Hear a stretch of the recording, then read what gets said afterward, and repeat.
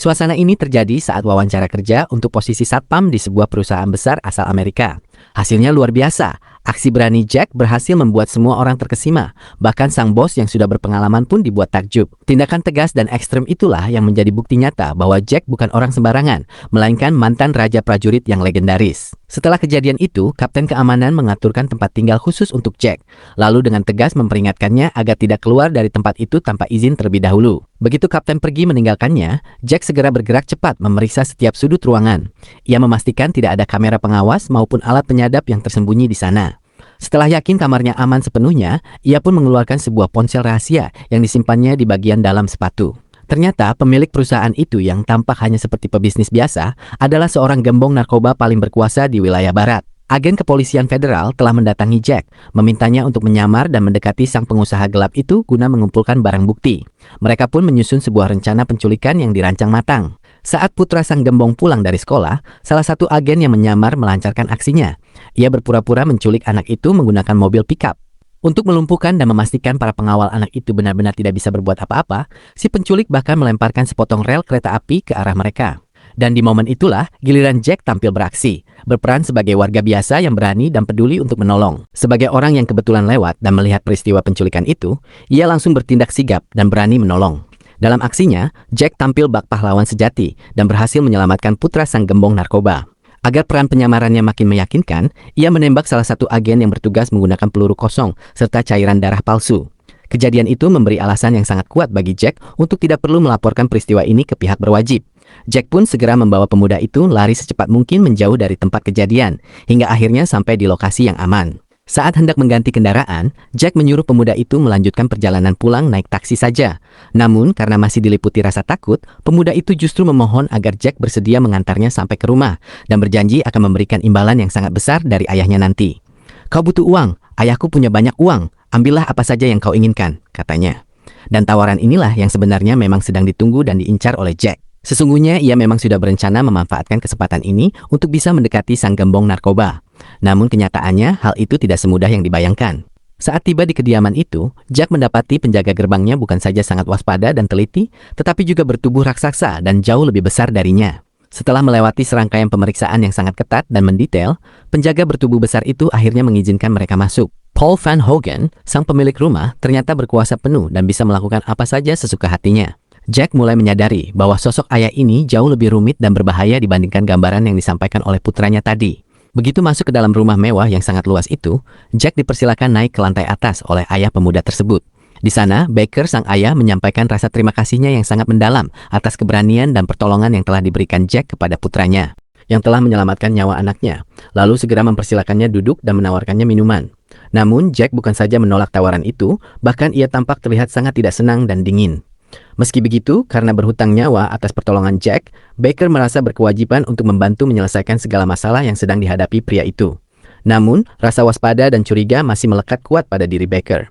Ia terus-menerus mengajukan beragam pertanyaan kepada Jack, sedemikian rupa seolah-olah sedang melakukan penyelidikan mendalam. Melihat Baker masih saja bersikap ragu dan kurang percaya, Jack pun mengambil gelas anggur dari atas meja, lalu sengaja memberikan bekas sidik jarinya dengan sangat jelas kepada Baker. "Aku melakukan ini supaya kau bisa mendapatkan sidik jari yang utuh dan jelas untuk kau periksa sendiri," ujarnya. Tindakan tegas dan terbuka Jack itu membuat Baker merasa agak malu karena telah terlalu curiga. Ia pun buru-buru menjelaskan sambil meminta maaf. "Kau tak perlu tersinggung, aku hanya perlu memastikan siapa orang yang ada di hadapanku ini." Jack kemudian menjawab tenang, "Ingatlah satu hal, akulah orang yang telah menyelamatkan nyawa anakmu." Seandainya Baker benar-benar hanya seorang pedagang karpet biasa seperti yang ia katakan, Jack tentu tidak akan pernah mempercayainya. Dan dugaannya memang benar. Tak lama kemudian, pihak Baker berhasil menelusuri dan meneliti seluruh riwayat hidup Jack hanya berbekas sidik jari yang diberikan tadi. Data yang muncul menunjukkan bahwa Jack adalah lulusan terbaik Akademi Militer West Point, pernah bertugas di tim kewirausahaan, serta anggota unit penyelidikan khusus 110 pasukan elit yang telah berhasil menangkap ratusan buronan paling berbahaya. Namun, meski latar belakangnya sudah terang benderang dan tampak dapat dipercaya, penjaga gerbang yang bertugas di kediaman itu tetap tidak lengah sedikit pun. Si penjaga bertubuh kekar itu masih memandang rendah Jack, menganggapnya hanya orang biasa yang wajahnya saja tampan. Menghadapi cemoohan dan ejekan itu, Jack sama sekali tidak peduli. Suasana pun menjadi sangat tegang. Baker pun mengalihkan pembicaraan, mengatakan bahwa saat ini mereka kekurangan tenaga dan sedang menghadapi ancaman serius. Lalu ia mengajak Jack untuk bergabung bersama mereka. Namun sebelum diterima, Jack harus melewati satu ujian kecil, permainan Russian Roulette, sebagai bukti keberanian dan kesediaannya untuk mematuhi perintah. Karena tak punya pilihan lain, Jack pun terpaksa mengambil pistol yang ada di atas meja dan memasukkan peluru ke dalamnya. Meski diancam oleh Baker, Jack tetap tenang, tak gentar, dan sama sekali tidak berniat berbuat curang. Sebaliknya, ia justru dengan patuh menempelkan mulut pistol itu tepat ke kepalanya sendiri. Disinilah momen yang kalian lihat di awal video, di mana Jack tampak bertindak seperti orang gila. Kenapa dibilang begitu? Padahal, meski bertubuh besar, Jack bukanlah orang yang bertindak sembarangan. Ia berpikir karena Baker memang berniat merekrutnya, kemungkinan besar peluru di dalam pistol itu hanyalah peluru kosong. Namun, tindakan Duke, kepala pengawal itu, langsung mematahkan dugaan Jack. Jack sempat bertanya tenang, "Apa yang akan kalian lakukan kalau aku benar-benar mati? Apakah perlakuannya sama seperti korban-korban kalian sebelumnya?" Jack hanya berpura-pura terkejut saat tahu kebenarannya. Ternyata peluru kosong itu hanyalah satu bagian dari taktik penipuan mereka. Setelah ujian itu selesai, Jack tak langsung pergi meninggalkan tempat itu. Ia berjalan berbalik menuju sebuah tong minyak yang sudah berlubang. Lalu berdiri diam menatap lantai sambil memikirkan sesuatu dengan saksama. Sesampainya di kamar, Jack berdiam diri sejenak sambil mendengarkan langkah kaki di luar pintu, memastikan Duke sudah benar-benar pergi.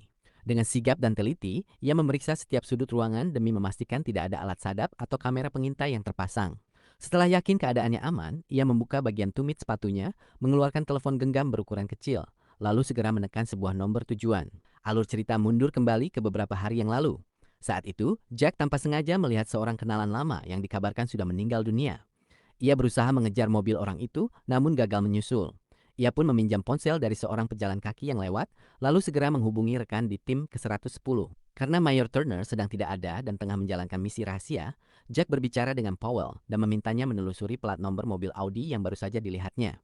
Namun tiba-tiba, Powell menyampaikan bahwa sistem data internal sedang dalam perbaikan dan tidak bisa diakses. Karena tidak membawa alat komunikasi, Jack hanya memberikan alamat motel tempatnya menginap, berharap akan segera diberi kabar jika ada hasil. Namun, saat sore tiba, yang mengetuk pintu kamar bukanlah kabar yang ditunggunya, melainkan agen federal. Karena selalu waspada, Jack langsung melompat keluar lewat jendela belakang untuk melarikan diri. Baru saja ia berlari beberapa langkah, jalanannya sudah terhalang oleh seorang agen wanita yang juga anggota kepolisian federal. Saat dibawa menghadap pimpinan wilayah, Jack terpaksa berlagak sebagai warga biasa yang tidak tahu apa-apa dan berniat baik. Ia pun duduk dan mengobrol santai bersama mereka. Barulah ia tahu ternyata Powell tanpa sengaja memicu alarm peringatan dalam sistem keamanan federal saat mencoba mengakses data plat nomor mobil itu. Ternyata diam-diam mereka sedang menyelidiki sosok Baker, orang yang dikenal sebagai pengusaha karpet kaya raya. Mobil Audi yang dilihat Jack itulah kendaraan yang biasa digunakan Baker setiap kali ia bertemu dengan gembong-gembong narkoba besar lainnya. Karena itulah pihak berwenang menekan Powell untuk memberikan keterangan, hingga akhirnya mereka menemukan keberadaan Jack yang saat itu sedang menunggu telepon di motel. Alasan mereka mencari Jack adalah karena mereka tahu identitas aslinya. Jack adalah seorang perwira pengawal tingkat tinggi yang sangat hebat. Mereka membutuhkan bantuannya untuk menjatuhkan Baker, bandar narkoba paling kejam dan berkuasa saat itu. Mendengar permintaan itu, Jack merasa mereka semua sudah gila. Ia pun langsung berdiri dan bersiap pergi. "Kalian baru tahu sedikit saja soal itu," katanya dingin. "Aku tak mau ikut campur sebelum kalian mau membantuku lebih dulu. Katakan saja, apa yang sebenarnya bisa kulakukan untuk kalian?" Periksa data rekam medis di sekitar wilayah Linton, Virginia, tepatnya sekitar tanggal 13 Maret tahun 2012. Kami sedang mencari jejak seorang pria keturunan Asia Amerika berusia sekitar 40 tahun. Ciri-ciri, pernah mengalami luka tembakan peluru berukuran kecil, juga luka-luka akibat jatuh dan peristiwa tenggelam, jawab mereka. Gunakan seluruh sumber daya FBI untuk menelusuri hal ini. Kalau sudah dapat sesuatu, hubungi aku, baru kita bicarakan kelanjutannya. Bersama Sophie, rekan penyidik federalnya, Jack segera berhasil menemukan informasi penting mengenai seorang pria bernama Xavier. Dulu, pria ini dikenal sebagai pengkhianat dinas intelijen militer dan sempat dikira tewas setelah ditembak lalu jatuh ke laut. Namun ternyata ia selamat karena ditolong oleh seorang dokter. Dan kini, Xavier hidup kembali dan bekerja sebagai orang kepercayaan gembong narkoba bernama Baker itu. Setelah mengetahui fakta ini, Sophie pun mengajak Jack untuk bekerja sama menangkap mereka berdua. Karena tujuan yang mereka inginkan ternyata sama persis. Jack pun akhirnya menyetujui kerjasama itu. Dan baru saat itu ia tahu bahwa Sophie ternyata memiliki seorang mata-mata rahasia yang ditempatkan di gudang milik Baker. Sayangnya gadis itu menghilang secara misterius tepat saat hendak melaporkan gerak-gerik bos besar itu. Mereka pun mulai menyusun rencana untuk menciptakan adegan di awal yang tampak sangat nyata dan meyakinkan. Agar para pengawal benar-benar lumpuh dan Baker percaya sepenuhnya, Xiao Shuai melemparkan granat kejut ke arah kendaraan. Ada satu aturan penting dalam skenario itu, hanya Jack yang akan menggunakan peluru asli sebanyak 5 butir, sedangkan Xiao Shuai dan si gendut hanya akan memakai peluru kosong saja. Bekas luka yang tampak sangat nyata di tubuh mereka pun sudah disiapkan lebih dulu agar terlihat seperti pertempuran sungguhan. Namun, si gendut menolak keras gagasan Jack yang menggunakan peluru tajam. Ia khawatir jika kelak Jack lupa mana peluru yang asli dan mana yang kosong, nyawalah yang akan jadi taruhannya. Tapi apa yang dilakukan Jack sesaat kemudian langsung membuatnya terdiam 1000 bahasa. "Lihat bagian samping sini. Inilah alasannya," kata Jack. Hal itu menjelaskan mengapa dia bisa bertindak sekejam itu pada dirinya sendiri, namun tetap tenang dan terkendali sepenuhnya. Sophie juga sudah menyiapkan alat komunikasi khusus berupa telepon mini yang tersembunyi di bagian tumit sepatu Jack. Tanpa memerlukan kartu SIM, alat ini terhubung langsung ke jaringan satelit, sehingga tidak mungkin dilacak oleh siapapun. "Kalau kau butuh aku, cukup telepon lewat sini saja," ujarnya. "Kau diterima. Mulai saat ini, kami resmi merekrutmu." Benar-benar wawancara kerja yang luar biasa dan menegangkan, apalagi saat kau harus mempertaruhkan nyawa lewat permainan Russian roulette. Mungkin bagi mereka, cara itulah yang dianggap paling dramatis untuk menguji keberanian seseorang. Tapi kau berhasil melewatinya dengan gemilang. "Aku memberi tanda khusus pada ruang peluru di pistolku, jadi aku tahu persis posisi pelurunya meski tabungnya sudah tertutup rapat," jelas Jack. "Hanya itu saja, tapi masih ada satu peluru tersisa yang seharusnya akan kugunakan untuk menembak musuh yang ada di belakangku.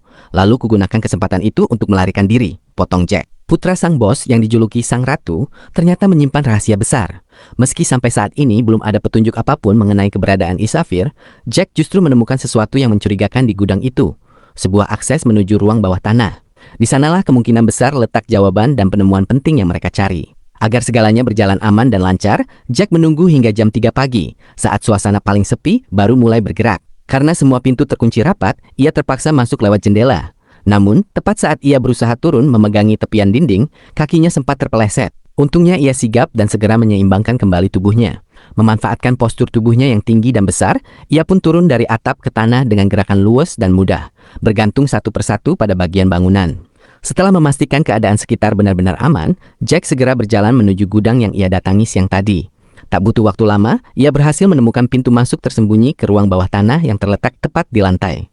Saat masuk ke dalam, ruangan itu tampak biasa saja, hanya ada sebuah kasur tidur dan sedikit persediaan makanan. Namun, tepat saat ia hendak pergi keluar, mata Jack menangkap sebuah petunjuk yang sangat berharga, tersembunyi di bagian bawah tempat tidur itu.